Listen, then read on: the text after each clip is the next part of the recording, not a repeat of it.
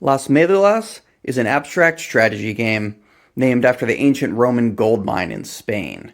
It has a mining theme, and you can think of the stones on the board as your miners and the tiles as the mining corridors that you're digging through the rock. The goal of the game is to trap your opponent so that they're unable to mine safely without collapsing the mine and losing the game. On your turn, you will mine by placing a tile on an unoccupied space and move one of your miners. The central mechanic of the game is that no tile can ever be next to more than 3 other tiles. This creates branching paths and corridors rather than clumps of tiles, and also creates choke points that you can use to control the territory on the board and help you win the game. So here are 4 different ways to play. On the left is my personal set that I had printed up. In the middle are 2 print-and-play versions that you can download from the games page on BoardGameGeek. On the top, I'm playing with pennies and meeples, and on the bottom here is a larger board, and I'm playing just by coloring in the spaces with a pencil. Finally, you can play on any hexagonal board that you might have in your house. The board can be any shape and any size. Here I'm playing using the components from Survive: Escape from Atlantis. So now I'll explain the game rules in more detail and go through an example game on the smaller beginner board. Here's the initial setup on the smaller board with 5 spaces on a side, and we'll just use the lighter interior board here. Your turn will have 3 basic phases. First, you'll place a tile, then you can move one of your miners. You don't have to, but you may. And you can also remove your opponent's miners under certain circumstances, and I'll go over that later on. So when you place a tile, there are 2 basic rules.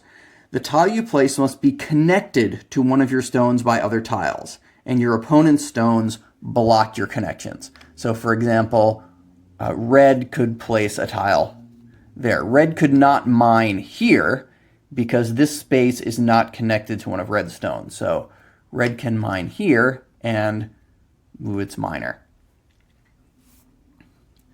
And now blue could, for example, mine here.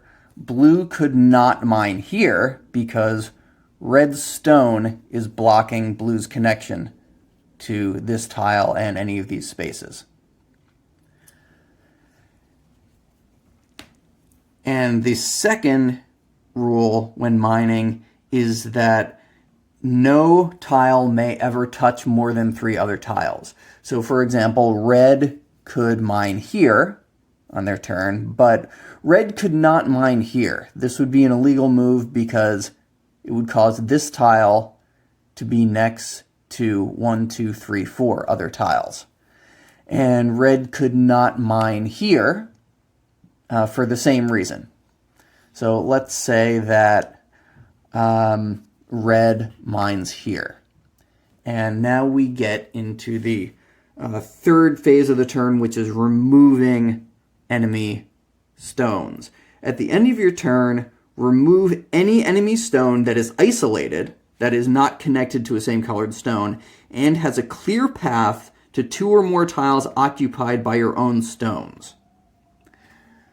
So here we can see that this stone, this blue stone, is isolated from other blue stones and connected to 2 red stones. So red can remove the blue stone at the end of red's turn. Basically, if your opponent's stone is isolated in your territory, then you can remove it at the end of your turn. So now it's blue's turn, and blue has a stone off the board that red has removed, and on blue's turn, blue will return that stone on the tile that it mines. So that's all the basics, and from there we can continue our example game. So red could, for example, move here. Mine and move their stone. Now, blue can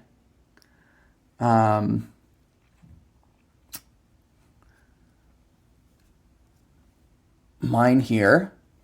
Blue's stone here is in danger of getting removed by red. But also, red stone here is in danger of getting removed by blue.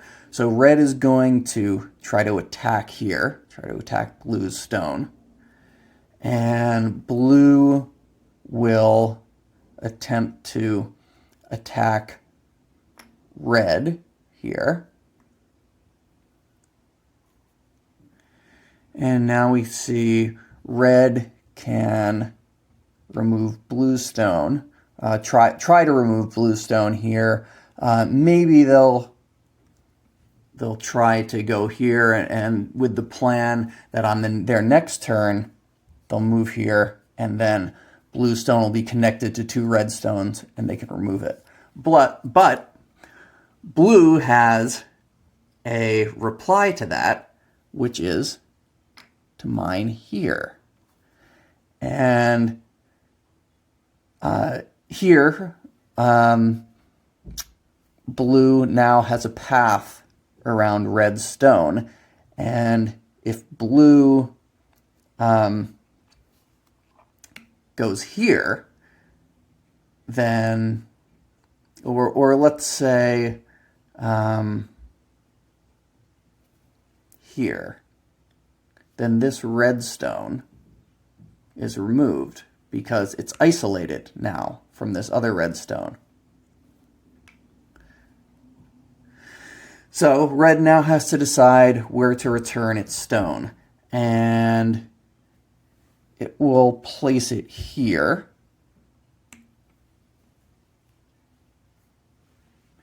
And blue can now reply. Blue is in a pretty good position now. Red is kind of pushed up to the north end of the board, and blue has the whole south to itself. So blue can start to move over here, and maybe red will try to come around. Well, red will link up here.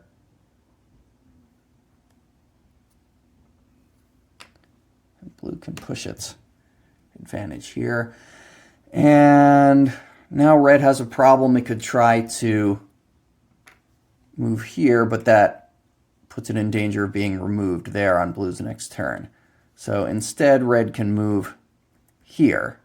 And now, even though red is not protecting this space and it's one away from blue, blue cannot place a tile here.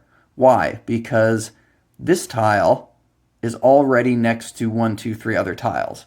So if blue tried to place a tile here to get around red, that would be an illegal move because this tile is then next to 4 other tiles. And no tile can ever be next to more than 3 other tiles. So red has successfully stopped blue's advance into its territory here. However, red doesn't have a lot of space to expand, and we'll see how there is really no way for red to win the game at this point. So blue will just go here and leave its stones where they are, and red only has 2 moves left here, let's say. And remember, no tile can ever be next to more than 3 other tiles. This tile is already next to 3, and this tile next to it is already next to 3. So these and these spaces are all illegal moves. So red is hemmed in here by this shape. And if blue goes here, and then red goes there, blue can make another move, and now, as you can see, red has no more moves available to it. It's trapped up here, and anywhere it places a tile connected to its stones. Will be an illegal move, and it can't mine safely without collapsing the mine, so red loses the game.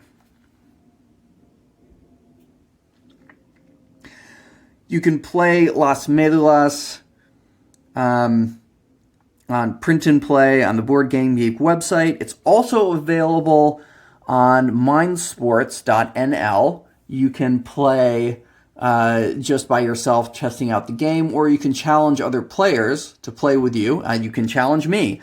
And it's also available on Tabletop Simulator. Have fun.